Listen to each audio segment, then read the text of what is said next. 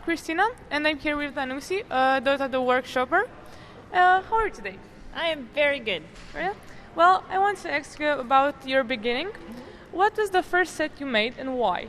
I actually made an Enchantress set, and I'd never played Dota before, so I got it was in the beta, so you needed a key. So I did some weird drawing for this dude who was giving away a key for drawing, and I got the key, and I got in, and I got Enchantress. I searched all the regions at the same time, and I played, and I got Sanj and Yasha on Enchantress, and I fed. It was terrible. I still have the game, but it's Okay. How much do you think you've improved over the time? What new techniques did you approach? It's more efficiency, so a lot of design theory as well. But you're always improving, and I've gotten faster at making fur and feathers. Okay. It's really good. What other artists besides you do you prefer? I like Danny Dem, Thiago,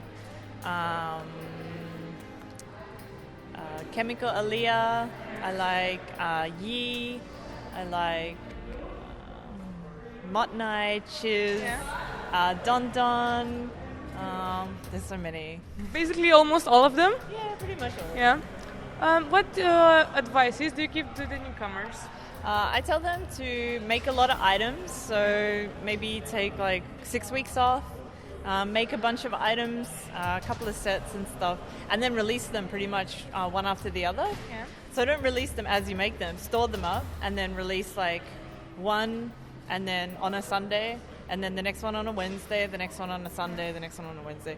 And then you do that, and it will just expose yourself more, so that you're not just one person making one item, you're one person making a bunch of items. Yeah.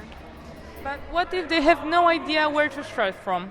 What tutorials, what sites should they approach, or who should they watch on YouTube? There's a fair few places, and the Steam Guides has a lot of really good workshop written guidelines. I've done a couple of YouTube videos, but they're not really for beginners.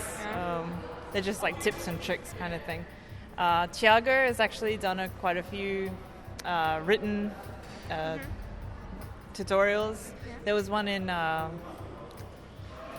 magazine. I've forgotten the name of it. Vertex magazine, which he did, which was really good. So there's a lot out there. You just got to Google. Does the community help a lot?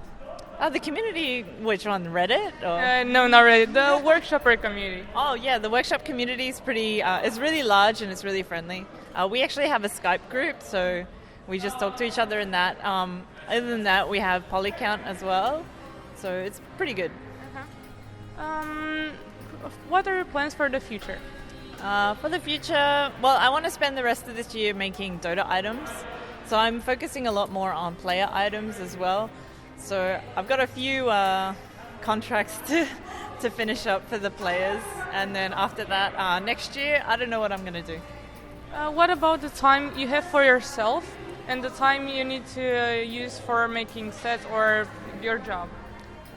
So I usually work about 5 to 6 hours a day. Normally, sometimes it'll be 8 to 10, sometimes it'll be a couple, because it's just so flexible. But I tend to do so I do a player set, and then after I finish a player set, I'll do a personal set, and then a player set, and then a personal set. How tiring is it for you? Yeah, it's not that tiring, because I sit in a chair all day, and I stand up. It's not so bad. And I stream, so streaming really helps me be really focused, and I'm able to do stuff really fast because I'm not distracted. So it's really good.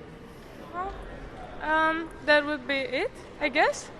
Thank you for the interview, and I hope I see you next time. Awesome. Thank you so much. Thank you.